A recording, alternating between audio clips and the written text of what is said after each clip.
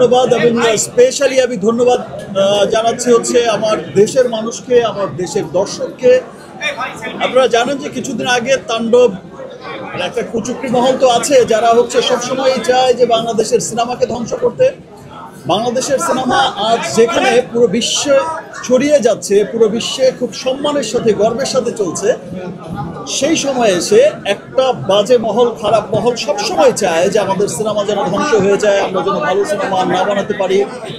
সিনেমার মাধ্যমেই তো আমাদের দেশ, আমাদের কৃষ্টি কালচার পৃথিবীময় ছড়িয়ে যাচ্ছে, সেই জায়গাটা যেন নষ্ট হয়ে যায়। অ্যাকচুয়ালি এটা সিনেমার এগেনস্টে ষড়যন্ত্র না, আমি বলবো এটা দেশের এগেনস্টে ষড়যন্ত্র।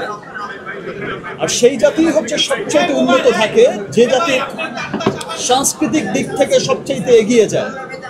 আমরা আমাদের সিনেমাকে নিয়ে, আমাদের কালচার, কৃষ্টি কালচারকে নিয়ে আমরা যখন পুরো বিশ্ব ছড়িয়ে যাচ্ছি, সেই মুহূর্তেই দেখেন যে পাইরেসি করে দেয়। গতবারও আমরা বরবাদের সময় দেখেছি, এবার তো তাণ্ডবে দেখলাম যে আরও আগে পাইরেসি করে দিল।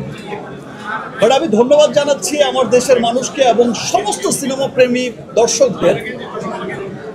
পাইরেসি হওয়ার পরেও এই বাজে মহলটা যেমন বোঝাতে চেয়েছে পাইরেসি হয়ে গেছে, সিনেমা আর চলবে না, সিনেমার সেল নেই, এই যে হোসেন ভাই বলছে যে পাইরেসি হওয়ার পর আরো ডিমান্ড বেড়ে গেছে।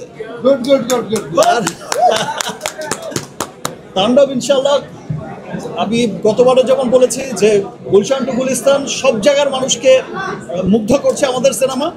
তাণ্ডব দেশে বিদেশে যেখানেই যাচ্ছে সেখানেই মানুষের মনে তাণ্ডব লাগিয়ে যাচ্ছে।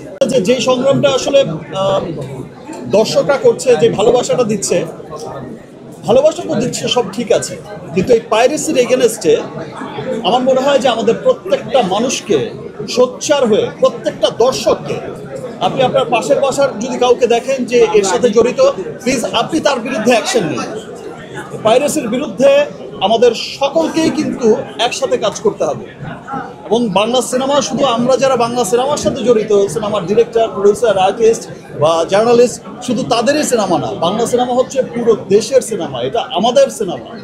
সো আমাদের সিনেমার উন্নয়নে আমাদের সকলকে কাজ করতে হবে, পাইরেসির এগেনস্টে কাজ করতে হবে এবং পাইরেসিকে, পাইরেটেড কপিকে না বলতে হবে। Thank you.